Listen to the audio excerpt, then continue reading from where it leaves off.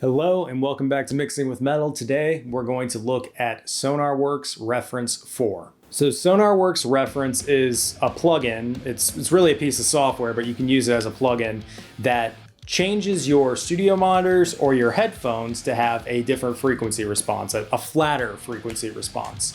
The complete version includes a microphone, and you go around your room while it's playing a bunch of test tones, and it adjusts your monitors accordingly for your room. Today though, I'm going to be looking at Reference 4 headphones. Headphones is a much simpler side of the application where based on whatever headphone model you have, you can plug that into the plugin and it'll adjust the frequency response of your headphones accordingly.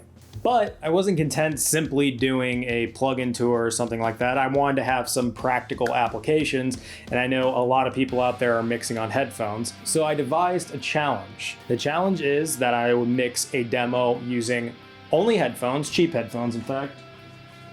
These Sennheiser HD 280 Pros, using just those, and then using just those with Sonar Reference. There were a few other stipulations, but before getting to those, I want to go ahead and play the demo. There's an A track and there's a B track. I'll be switching back and forth between them during the demo, and it'll be blind.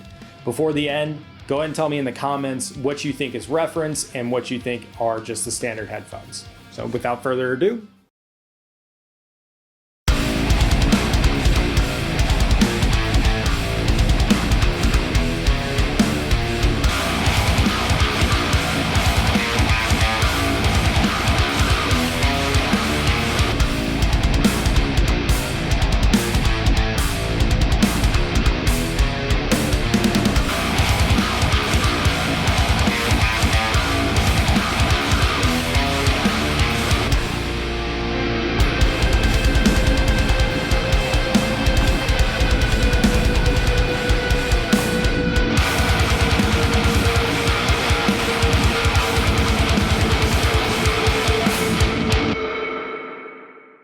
okay, now that's done, you have one final chance to leave your guess in the comments below if you think A was the headphone track or Reference or vice versa. So now that's done. The A track was without Reference and the B track was with Reference, and I think that's pretty clear. To my ears, the A track sounded just kind of better overall. The B track, there were some positive qualities to it, but there were a lot of things wrong with it as well. But before talking about Reference, let's talk about the stipulations and why my results came up the way they did. So I recorded the demo, and the rules were that I got one pass, so I got to sit down with the session in a single session and go through and try and mix the entire thing, and then I got one revision. Also important to note, I couldn't listen to the other track ever. I had to do them in isolation, and I wasn't going to bring in outside music. There were a couple reasons why I did this, the most important of which is that I wanted to see, going in blind, what my results would be. As someone who has mixed for years, what happens when I introduce this into my chain? And the second is that by only giving myself one revision, I wasn't able to bounce back and forth between the two versions and basically make them sound the same.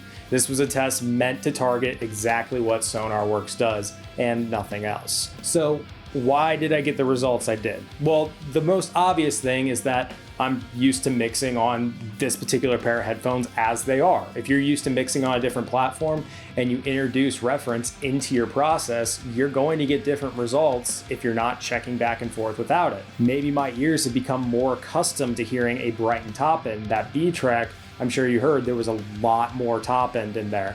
And by comparison's sake, whenever I turned on Reference, everything sounded a little dull, so I ended up brightening a lot of things. I originally planned to actually jump into the sessions and talk about some of the moves I made and things like that, but shockingly, there wasn't that much different between the two. The main thing came down to how I was EQing. I was also having problems with my stereo out track, getting the limiter right. Things just kind of sounded weird when I was going through Reference, even though that was technically more accurate. I think for my approach to mixing at least, Reference does work, but it only works in some specific circumstances. For me, I think a hybrid approach probably works the best, where Reference is a tool to check, but it's not the main mixing thing.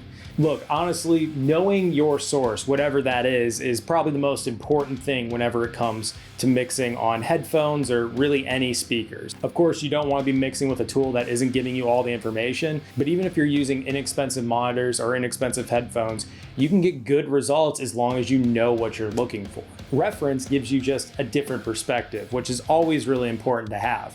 So using it to check EQ and to check how your mix sits in a different context is really important. However, I wouldn't recommend using it on your entire mix, not unless you're willing to have Sonarworks basically running 24/7 and that's all you're listening through.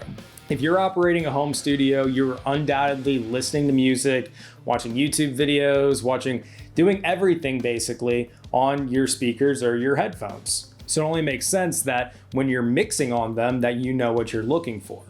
Reference changes that, of course, and if you don't have it on all the time, you won't really know what you're supposed to be looking for, and that can lead to problems. So those were the results of my Sonarworks Reference challenge. I think the plugin is really cool, and I do think it serves a really important purpose, but I don't think it's exactly how Sonarworks is selling it. I don't think you should use it all the time for mixing unless that's all you're listening on just in your day-to-day activities. But you can try it out yourself. There's a free trial. I think it's 10 days long, and a link to that's in the description below. You'll also find links to my Facebook and Twitter account in the description below, so make sure to check all that stuff out. Thank you guys for watching this video. If you enjoyed it, make sure to leave a thumbs up, and more importantly, get subscribed. Getting subscribed lets me know, as well as YouTube know, that you're enjoying whatever's happening here, and that's all good stuff. So thank you guys for watching, and I will see you next time.